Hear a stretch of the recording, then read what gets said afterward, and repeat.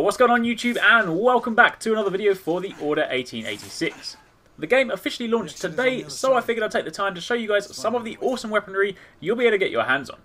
I'm not going to show you all the weapons because quite frankly, there are too many and some of them you've seen before. You're obviously familiar with rifles, shotguns and pistols, but what you're likely not familiar with are science weapons. See, if you've been following the Order 1886, you'll know it's set in Victorian era London with some rather scientifically advanced weaponry and gadgets to create this rather unique blend. And it's these science weapons that I want to talk to you about. First up, you have this, the TS23 Arc Induction Lance. It's an extremely powerful rifle that, when charged, unleashes bolts of arc lightning. It has 6 rounds in the magazine, but if fully charged will usually result in a one-hit kill. And what's more, the great thing about this weapon is that while you can hold down L2 to aim it more precisely should you wish, you don't actually need to. If you saw my trophy guide video yesterday, then I explained how this is the best gun to get that silver hipfire trophy. Simply because you can just charge this up, fire it from the hip, and it will kill the nearest enemy. And that's how you rack up those 25 kills without aiming. Even if the enemies are hiding behind a box, it curves slightly, so 9 times out of 10, you'll still get them. This is also a great weapon to have if you're facing off against some of the stronger enemies later in the game, simply because even if it's not a one-hit kill, a couple of shots from this, and they'll still go down easily enough. Then next up we have the M86 Thermite rifle. This is actually a really cool, unique weapon. It works around the concept of bullets igniting pre-fired thermite rounds. You press R1 to fire a thermite round at your enemies. You then use R2 to shoot at the round you just fired, which in turn ignites the thermite and sets fire to all nearby surrounding enemies. If you use it on grouped up enemies, it can be devastating. However, similarly, if your thermite round is a little off, then you'll completely miss your target because you don't have a base to ignite. It can be quite a situational weapon, but really fun when you get it right.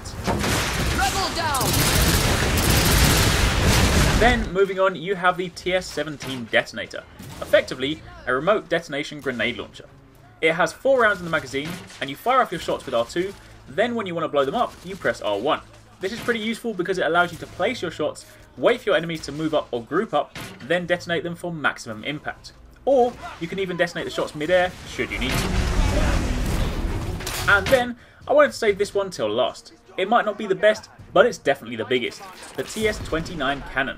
This is basically, as you can no doubt already tell, the Order's answer to a rocket launcher. Only notice how it has infinite ammo, pretty beastly. Just a shame you can't actually take it with you. Either way, it has 3 rounds in the magazine, but those 3 rounds deal some pretty hefty splash damage, so they make light work of large groups of enemies.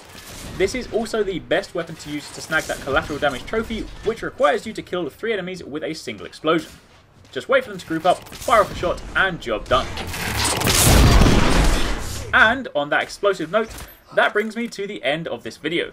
As I said, there are plenty more weapons to use in the Order, but this was just a look at the more outlandish science weapons you can get your hands on. Hopefully you enjoyed this video, and as always if you did, don't forget to leave a like and hit that thumbs up button. And if you're not already part of the Arekkz Gaming Nation, then make sure you hit that subscribe button so you don't miss a single video. If you've played through the Order 1886, then let me know in the comments down below what is your favourite weapon you've used so far, or if you finished it, then what's your all-time favourite weapon. Also, make sure you follow me on Twitter if you're not already, because that's one of the best places to keep up to date. Thanks again for watching, take it easy, catch you next time, peace out.